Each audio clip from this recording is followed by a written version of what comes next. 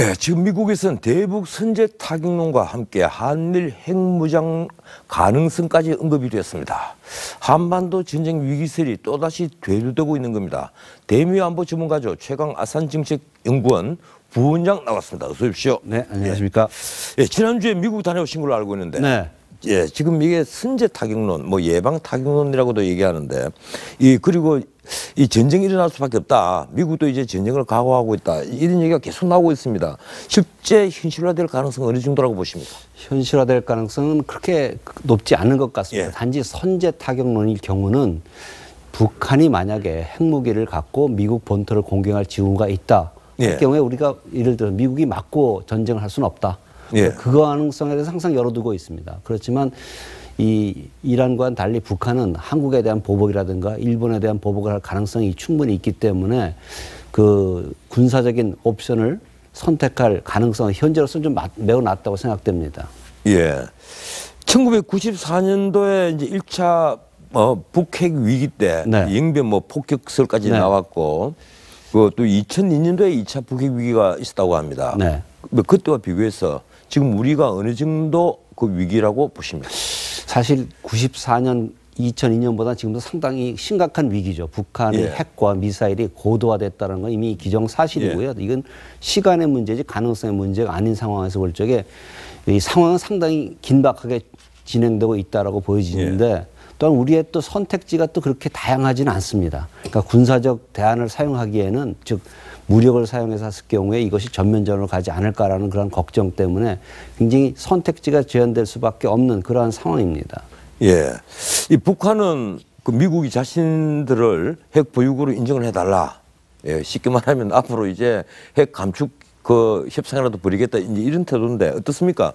대화로 나올 것 같습니까? 아니면 7차 핵실험으로 또 나갈 것 같습니까? 저는 뭐 7차 핵실험이나 추가적인 미사일 시험 예. 발사를 반드시 할 거라고 생각합니다. 예. 아직 제가 생각엔 이 대륙간 탄도미사일이 재진입 단계에 성공하지 못했기 때문에 아마 그것을 완성한 걸 보여줄 가능성이 높고요. 그리고 북한이 지금까지 얘기한 것을 우리가 허풍으로 받아들여야 한다고 생각합니다. 태평양상에서 핵실험을 하겠다. 가능성이 상당히 높은 것으로 생각을 하고 있고요. 그래서 미사일을 쏘아서 태평양상에서 터뜨리겠다. 예, 터뜨리겠다는 거죠. 만약에 그렇게 됐을 경우에 사실 이게 전쟁 행위냐 아니냐라고 따질 때 이 국제법적으로 사실 전쟁이라고 따지기 힘든 거고 그걸 빌미로 해서 어떤 군사적인 보복을 하기 상당히 어렵습니다. 따라서 북한으로서는 핵과 미사일 능력을 동시에 보여줄 수 있는 태평양상에서의 핵실험 이것을 아마 목표로 추진해 갈 거라고 생각합니다. 예.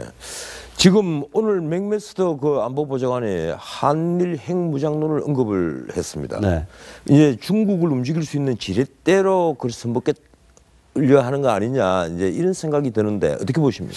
그만큼 이제 상황이 심각하다. 예. 예를 들어서 한국과 일본도 자위적인 차원에서 핵무장을 할 수밖에 없는 상황으로 가고 있는 것 아니냐라는 압박감을 주기 위해서 한 것 같은데요. 사실상 미국으로서는 일본과 한국이 핵무장을 한다는 것을 굉장히 수용하기는 어렵다고 보여집니다.